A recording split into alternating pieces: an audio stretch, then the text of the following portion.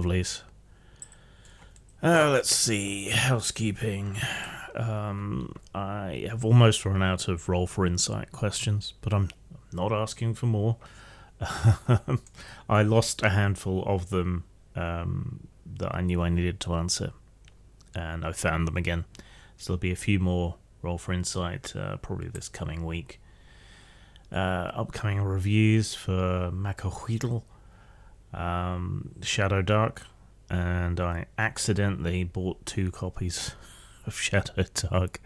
So either I'll keep one as a reference copy and one as a use copy, or maybe I'll do a giveaway. I don't know. The massive increase in shipping costs has precluded me doing any giveaways. I had a plan at one point to do a lot of giveaways. And I had I still have a bunch of boxes, old books that I don't need to keep, dice, rolling trays, decks of interesting playing cards, prop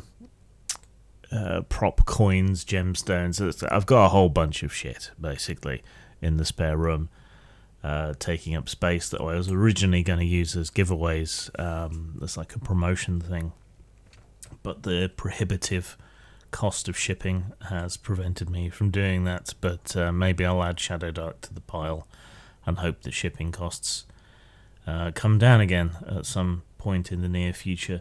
I should also be getting a bunch of the new Lamentations of the Flame Princess materials to review. Now this is mostly adventures, and you know that I'm pretty harsh on adventures, but if you want my unvarnished, unalloyed opinion on all of those things in the previously aforementioned games, then you can expect that sometime soon. The next game I'll be running will be Dragonbane, Mirth and Mayhem role-playing, and this weekend, this Sunday, it's T-shirts, sort of Castaway Survivors game, so there's that to look forward to. That's on Sunday. Work-wise, I have been doing a bunch of layout stuff and getting material ready for publication for the OGGM. So we've entered into a small partnership where I'm laying stuff out for him, adding some additional stock art and AI art. Yeah, I know, to get his stuff ready for sale. So that's interesting. But my next thing will be my next Rack and Ruin, which this time will be about kobolds, and it will explain why there are dog kobolds, why there are lizard kobolds, and why there are even a third mysterious race of kobolds. And the whole concept behind Rack and Ruin is its rules for playing monster classes in old school D&D, OSR D&D, basically rules cyclopedia or OSE, with some rules modifications and so on of my own invention. But the idea is playing as monsters, so you might want to check that out. A lot of people have been going at each other lately, and I'm kind of in the middle of it because, much to the chagrin of both sides, in the latest split, I am still friends with people on both sides. I'm not really interested in joining in with anybody's fights. I think it's better to keep lines of communication open. I might be having words with people on one side or the other, trying to smooth things over and make people treat each other better, but I have been fighting with people constantly, almost ceaselessly since about 2010. I'm just tired, man. Leave me alone. I'm going to be tree bearding this one. Interesting week. Venju retired and then unretired. Whether that was the plan all along, I don't know. That would be quite Venjurish, but I think he got a lot of support. So it's understandable why he might change his mind. I've been kind of feeling the same way, like the juice ain't worth the squeeze anymore. I'm not good at marketing. When I say I feel the same way, I mean like quitting and writing novels that nobody will read instead of games that very few people read. But not the resentment and so on aimed at Shadow Dark. Maybe I should do a video on that sort of ennui and defeatism and jealousy and so on in gaming. I think I have. I feel these feelings. I see materials that I don't think are worthy, and I'm not talking about Shadow Dark there. But I see books and projects raising tens and hundreds of thousands of dollars that are just meh, no good, right? And I'm constantly trying to do something different or interesting or new, even when I'm doing OSR type stuff, right? And it is soul crushing to see things just not succeed. But then I also recognize that I'm bad at marketing. But I guess my approach is different. I'm also stuck because I can't really do anything else at this stage in my career. So I'm stuck flogging this dead horse. I was on It's Not Therapy again. That's the sort of mental health podcast that Liana Kersner does. Oh my god, Kersner. So if you fancy giving that a listen, please do. That's interestingly and topically enough, that is about male loneliness and reciprocity in personal relationships, specifically talking about male friendships. So go give that a listen. That would be nice. YouTube is giving me some interesting problems in that it's showing a lot more comments in the sort of register that people have made comments than I'm actually seeing. Whether this is their censorship protecting me from mean words online, or whether it's a glitch, I don't know. But I also see a lot of people saying, "Oh, you deleted my comment." I don't, generally speaking, delete comments. If someone is just repeatedly abusive or is trying to spam links or immense walls of text that are clearly unhinged and schizophrenic, those are the only times in which I remove posts or block posts. So if your post doesn't show, it's not me. 90% of the time, it's YouTube. But just be aware that there are issues going on there. The other issue is, when I stop posting, that's when my subscriber count goes up. So if I hadn't posted in the last couple of months, my subscriber count would probably be back to where it was before I despaired after the Trump assassination attempt. But things change. Things move quickly. I've never been shy about my politics. I don't particularly include them in my games 90% of the time, 95% of the time. But I'm not going to cease to be a political being simply because it pisses a handful of people off. Skip that shit if you don't want to listen. Right, that was a very, very long preamble, making up for the relative lack of comments, but let's get into the comments. On the X-Men review for the Marvel Multiverse RPG, Liberal Hyena said, yes, as we're discussing comics, I have a pretext for asking you for your reaction to the demise of heavy metal, of which I heard only recently, shortly after acquiring my first ever copies. This presumably accounts for the failure of the collected edition of Ranks to appear. Yeah, that pissed me off. I was so interested and enthusiastic to get hold of a copy of a collected edition of Ranks that I pre-ordered it from 2 different places, neither of which were able to deliver. Some people apparently got their copies, but other people haven't. I hear that heavy metal isn't dead yet. It's gone over to yet another management group. It would be a shame if it ceased to exist, but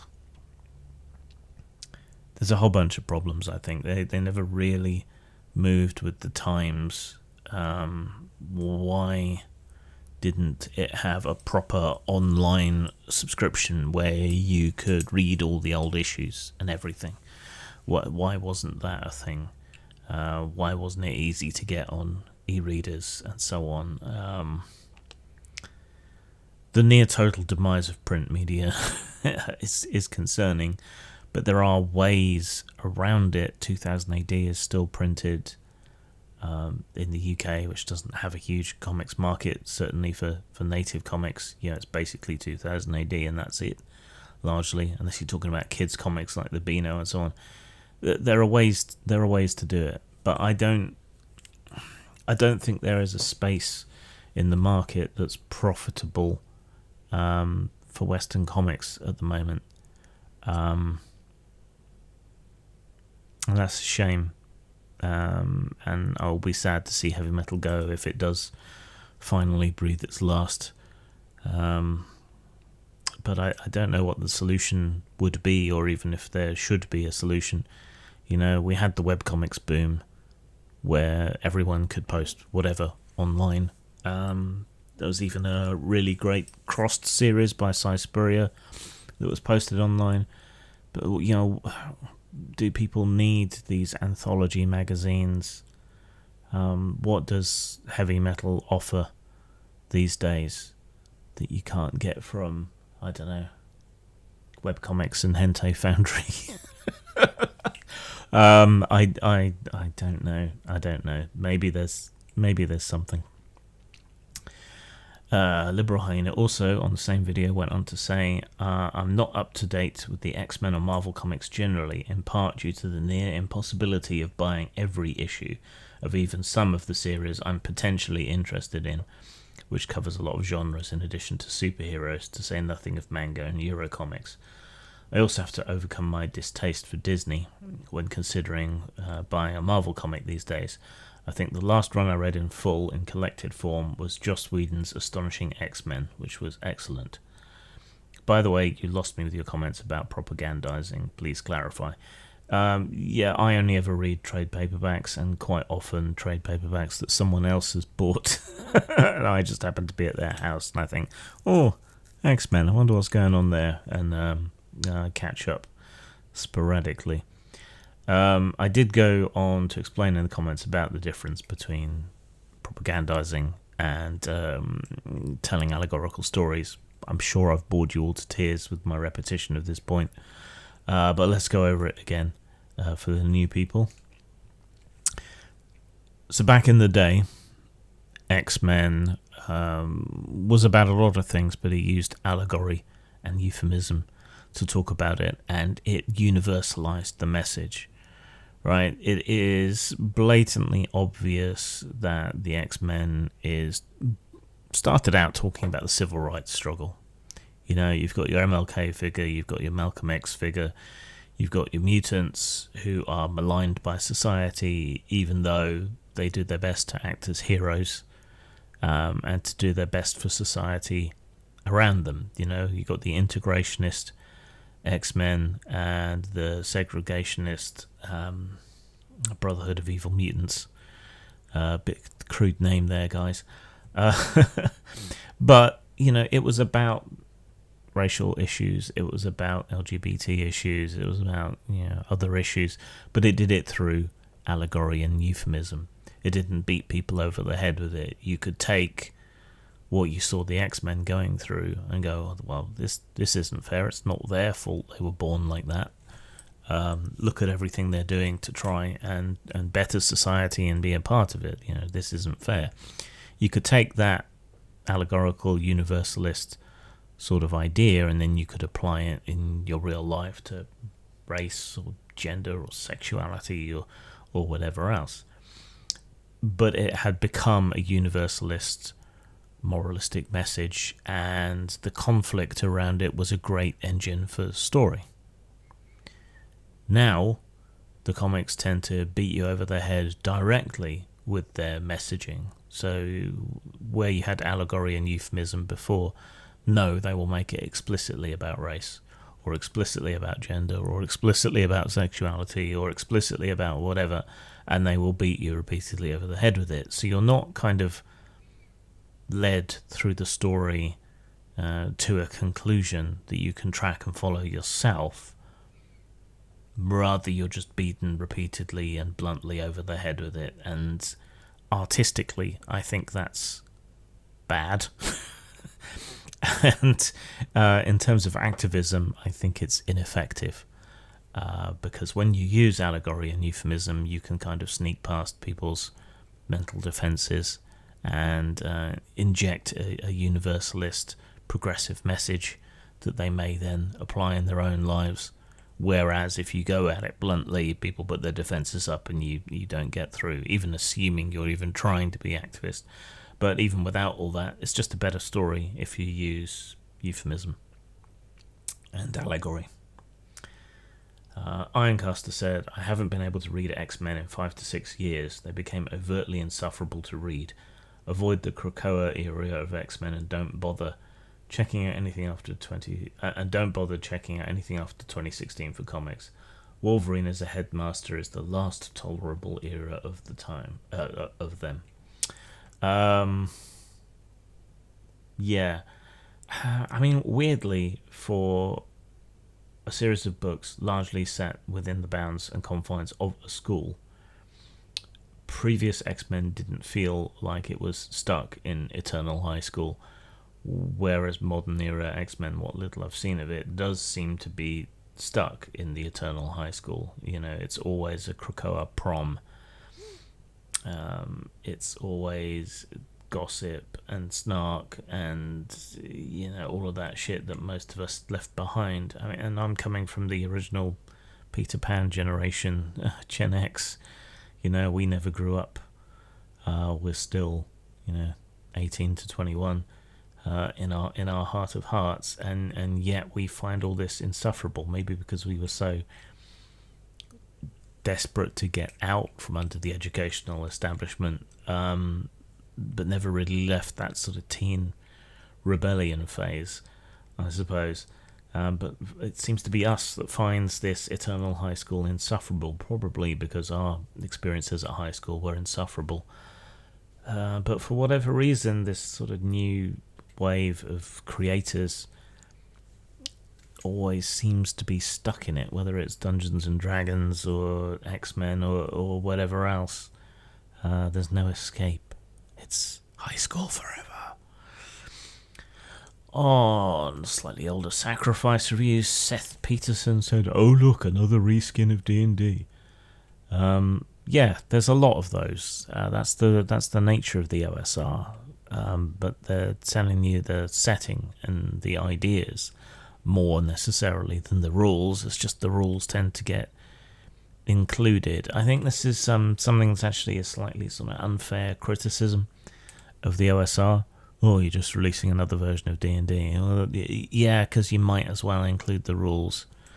But it's the setting information that I think is more interesting, whether you're talking about Ultraviolet Grasslands or Baptism of Fire or Sacrifice or Lamentations. It's the presentation and the setting that's what's really being sold to you, not the rules. The rules are just there for completeness and to say, this is something you already know. On an old video about hating Shadowrun and why I do, Kodolo says, I can understand why you... No, let me do the proper voice. I can understand why you want to slip into a coma when you run a game. Your players always seem to be in one in your online sessions, so it's probably infectious. So, yeah, rude. And when I present games, when I run games online, it's my intention to represent the games as they actually are. Yeah, people aren't always on. The GM is not always in the zone. Players can be tired or distracted or whatever else, and we play quite late. And when I run tabletopless games, that's very late. But I would rather represent what does Ryan David call it? An actual play rather than a live play, right? Gaming, warts and all, what makes it fun? You know, the side talk, the table talk, the goofing off, the jokes out of character, you know, those kind of things. I want, even though it's not as watchable, I want to present gaming as it is, not a polished kind of Critical Role performance. And this is one of those very few areas where I get more praise than abuse. So you can fuck off. On the UK misogyny crackdown and Tumblr feminism, moving over to TikTok feminism, Ace Up in a Sleeve says, nice play with the soothing natural landscape background. Hope that works out. I think it largely did. When I do that on videos, it is because I want to try and put people in a calmer mindset. And it is also a callback to the mid-1980s Hitchhiker's Guide to the Galaxy TV series, where they cut away from the action and show you soothing images of waves on a beach and that sort of thing to explain that nobody's going to get hurt in the forthcoming scene. So it's kind of doing double duty there.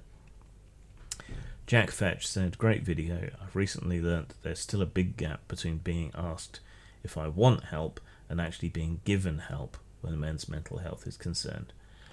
Yeah, so all medical systems work on some version of triage. So the more urgent and pressing your issue, the more likely you are to get support, and the more cost effectiveness there is one way or another, the more likely you are to get support. In the US, what determines triage is how hefty your wallet is. In the UK, it's by need. And mental health care tends to be kind of left aside because it's a lot of expense for very little reward in terms of health outcomes. You know, you can understand that, but it's still not very nice when you're the person being deprioritized. But yeah, you can ask for help, but you'd better ask well in advance because it's going to be 3 to 6 months before you get any real support, in part because everything's overstretched, but also in part because it's just not suitable for men, and male-oriented positions are oversubscribed even more massively than NHS mental health care in general.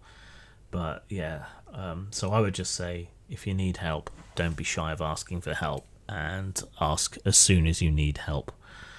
That's the best time. Zang.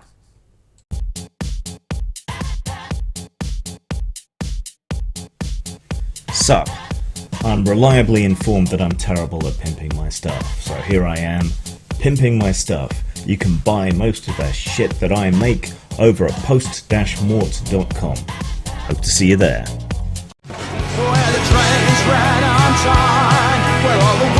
The police bring in reinforcements. There was justice there, no poverty, and no violent crime. The children never cry.